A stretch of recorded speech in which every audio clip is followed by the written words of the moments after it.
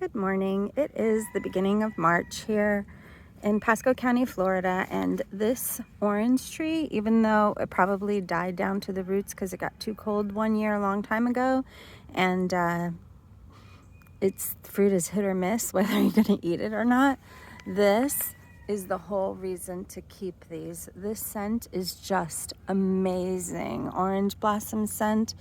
The beginning of March here is just so intoxicating. It's really gorgeous. I love it. So I wanted, really the point of this was not so much to tell you how wonderful these orange blossoms are. It's kind of a byproduct. Look how cute these little flowers are. And look how many there are. This tree is very, very prolific despite having a little bit of a looks like moldy issues or whatever, fungus. This here is what I wanted to bring to your attention because it's got some really cool flowers, and I didn't know what tree it was. I know I planted a soap nut around here, and I couldn't figure out what this was. I tried to Google Lens it. I felt like it just showed up here, so probably it's a weed.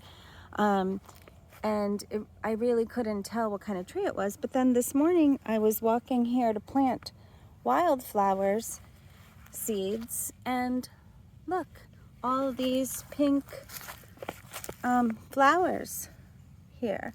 Actually, this one's a better one. You could see. I know there's some weeds here too, but this is the woods after all. And I've got paint on my hand from painting this morning. I'm painting like a wallpaper on my bathroom wall, but look, these beautiful flowers.